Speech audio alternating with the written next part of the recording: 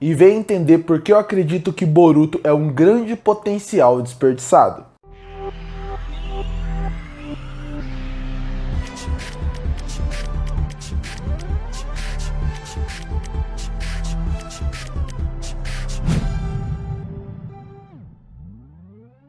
Bom, antes de eu começar o vídeo, é sempre bom destacar que no vídeo de hoje eu vou mencionar alguns spoilers da obra de Naruto para poder contextualizar minha opinião. Então eu vou fazer spoiler até o capítulo 9, que foi o que lançou essa semana, de Boruto 2 Blue Vortex, já começando falando de uma grande revelação. E a grande revelação, e agora vai começar já os spoilers, é que a Himawari, que é a filha do Naruto, descobriu que ela é a próxima portadora da Biju, que é a Kyuubi. Então, que é a Kurama no caso. E a partir daí, ela tendo 9 caudas dentro dela, fez com que eu tivesse uma reflexão. No começo eu não gostei tanto da ideia, mas quando eu pensei, eu percebi que faz sentido e é legal até para colocar a Himawari mais dentro da história.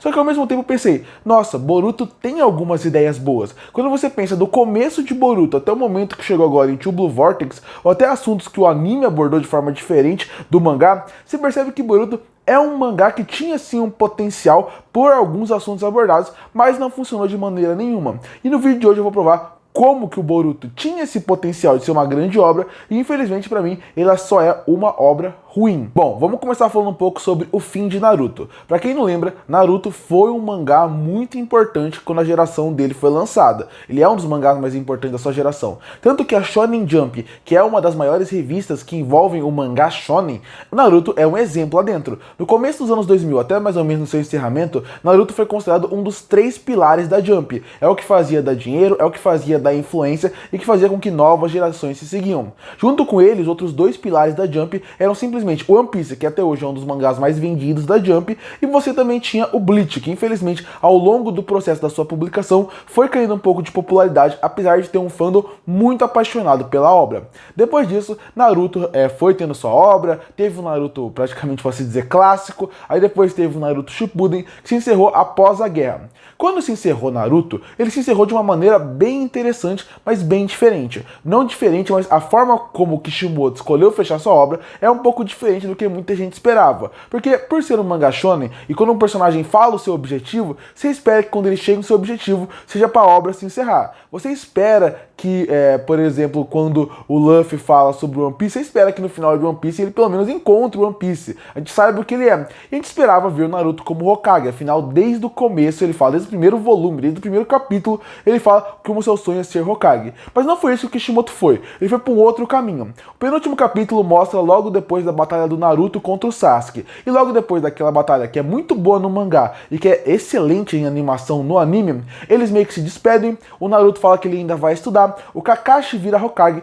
e o Sasuke fala que ele não pode ficar na vila, então ele vai meio que peregrinar pelo mundo. Agora ele vai querer conhecer o mundo com uma visão diferente. Não com a visão de vingança que ele tinha, mas com uma visão vendo o mundo de uma forma melhor. Só que quando muda pro próximo capítulo, a gente já mudou, já se passaram alguns anos. E nesses anos, o Naruto já é Hokage e ele já tem um filho. E o capítulo apresenta o filho do Naruto e de todos os outros personagens que a gente vai conhecer em Boruto. E termina com realmente, ou praticamente o mangá do Naruto passando a faixa de protagonismo pro Boruto e o mangá se encerra e aí vai pra Boruto. O anime não fez diferente. O anime ele fez até um final diferente do mangá. Eles não adaptaram o último capítulo que mostra o Boruto acabando com a vila, mostrando os filhos. Não. No Naruto o que eles fizeram? Depois que acabou o mangá, eles continuaram a continuar alguns episódios. Eles praticamente adaptaram várias light novels que tinham de Naruto pros últimos episódios. Aí depois disso lançou um filme que é o Naruto The Last, onde foca muito a gente conhecer como o Naruto oficialmente se apaixonou de vez e se declarou para Hinata, além de conhecer um pouco mais do Otsutsuki, na parte da lua principalmente, e depois segue pro dia do casamento,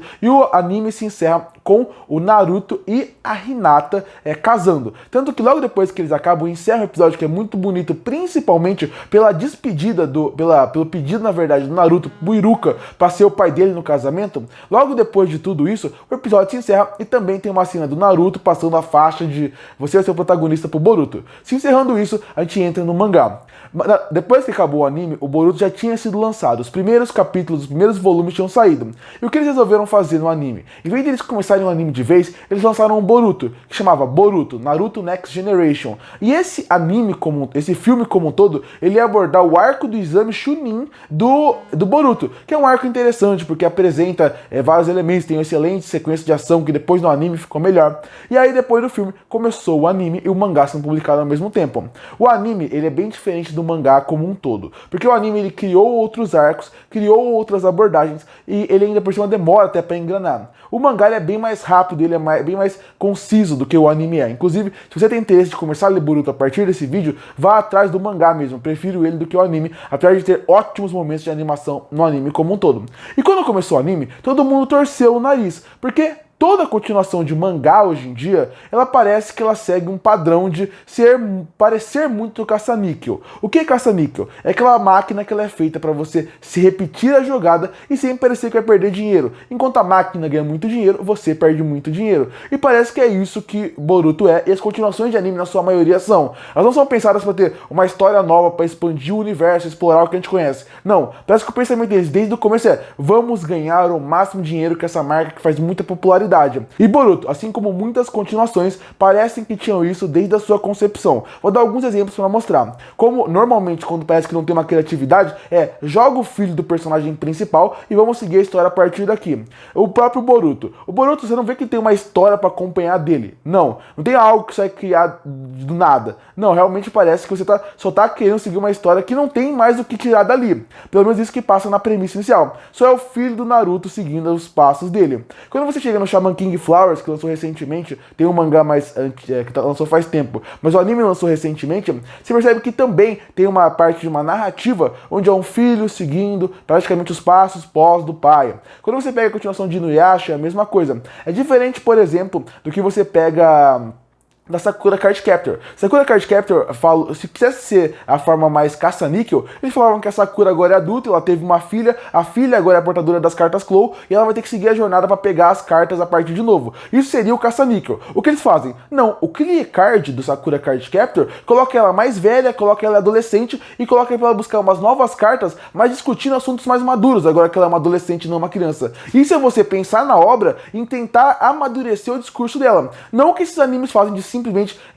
coloca o filho do protagonista. Todo mangá termina com o filho do protagonista. Bleach termina com o filho do protagonista e tem uma continuação no one shot que provavelmente em algum momento, se Bleach, o anime continuar dando certo, vão fazer continuação com o filho do Ichigo. E a pergunta é: por que você precisa dessas continuações? Você não precisa. E Boruto, então, a partir daí já comecei com essa faixa de uma continuação desnecessária. E ele tinha que se provar como uma continuação que poderia funcionar. E ele consegue fazer isso. Pois na primeira metade, que envolve até antes do Two Blue Vortex, tanto o anime como o mangá, principalmente o mangá, e aqui eu vou focar mais no mangá, você consegue perceber que eles conseguem apresentar arcos interessantes, ideias interessantes, conceitos interessantes e trazer novos elementos ali, usando o Naruto como uma base de fundo. Porque outra coisa que muitos desses animes fazem, tirar o pai, que é o protagonista da obra, porque ele é muito forte, então a obra fica muito desbalanceada. Só pra você ver no Shaman King, por exemplo, você tira o protagonista pra realmente não ter esse embate com o pai, e no Yasha a mesma coisa. Cavaleiro do Zodíaco, eles tiram o Sei quando tem a continuação do Ômega, então é muito comum eles tirarem o pai, que seria o protagonista da obra anterior, realmente para você não ter esse problema de o nível vai ficar muito forte, seriam problemas que serão muito fáceis de resolver para um protagonista forte.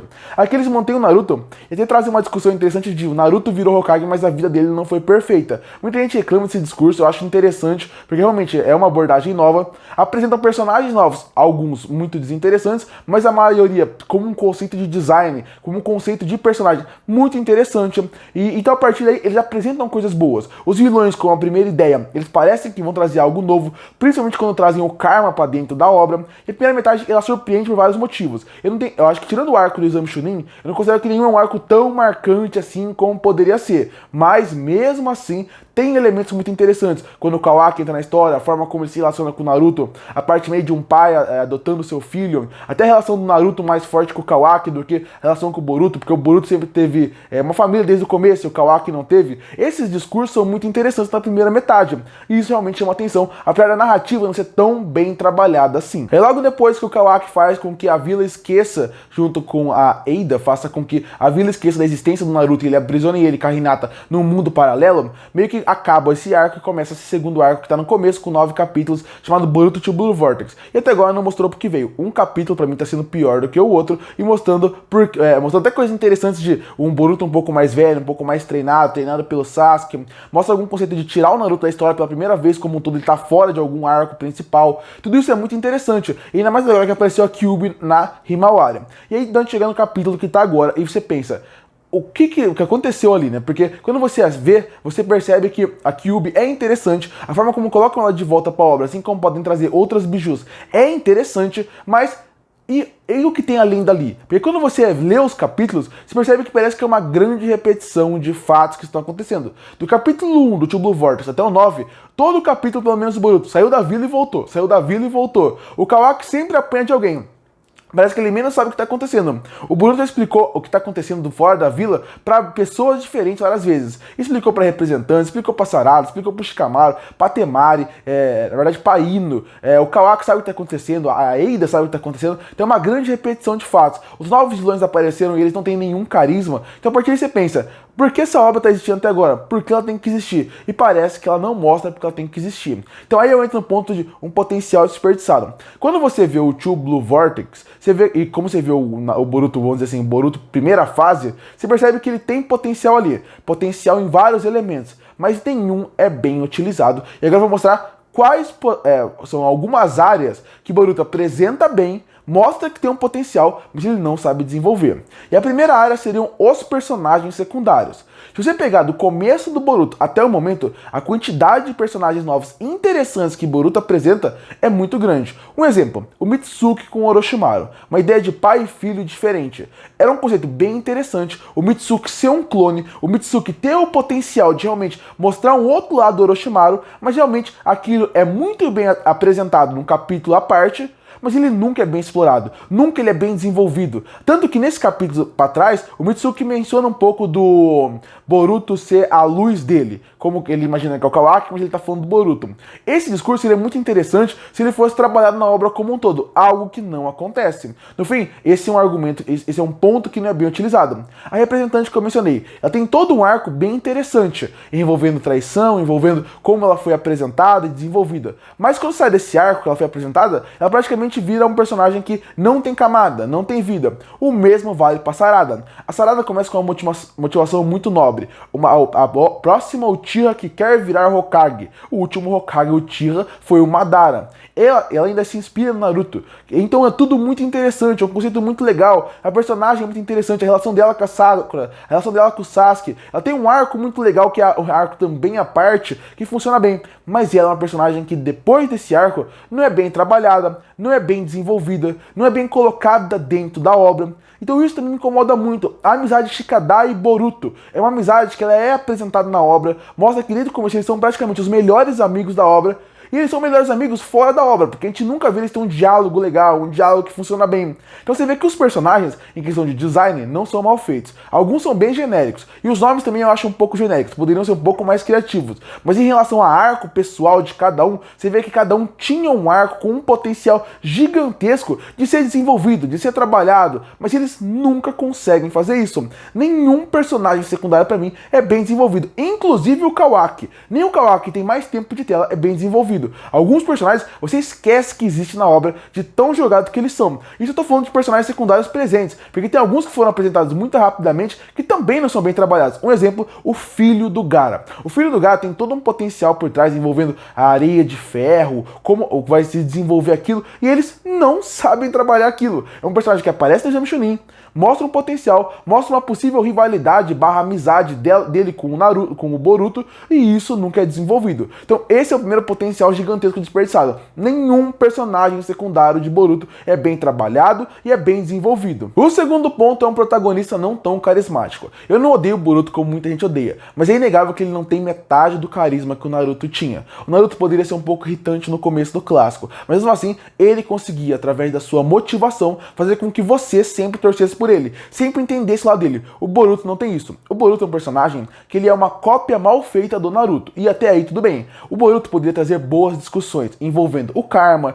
envolvendo seus poderes, o quanto ele se inspira no Sasuke, tudo isso poderia ser muito legal, mas o personagem não é carismático, não é um personagem que ele te cativa a querer a querer acompanhar a história dele a partir dali, e esse é o outro potencial desperdiçado. O filho do Naruto, que tem o Naruto perto dele, que cresceu com família, ele é o oposto do Naruto, poderia ser bem trabalhado, foi treinado pelo Sasuke, tem uma relação com a Sarada, que é uma Uchiha, tudo isso poderia se criar um contraponto de tudo que Naruto apresentou, mas não conseguiram apresentar e fizeram com que ele fosse um protagonista meio sem vida, sem graça, sem sal. Nem acho ruim, não acho ele um protagonista ruim, eu acho ele sem carisma e sem sal.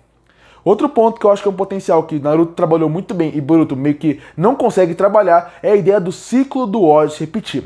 Naruto trabalha muito esse conceito do ciclo do ódio, desde o começo. Quando aparece que, do começo eu digo dos tempos da obra de Naruto, quando volta pros irmãos, aí depois, e depois quando sai dos irmãos, você tem ainda por cima Madara e Hashirama, você tem Kakashi e Obito, você tem Jiraiya e Orochimaru, você tem ainda por cima até os Uchiha contra o Senju, aí você tem o Naruto contra o Sasuke. Você tem um grande conceito do ciclo do ódio que se repete. E o Naruto e o Sasuke meio que quebraram esse ciclo do ódio, que não acabou com morte, acabou meio que com uma paz.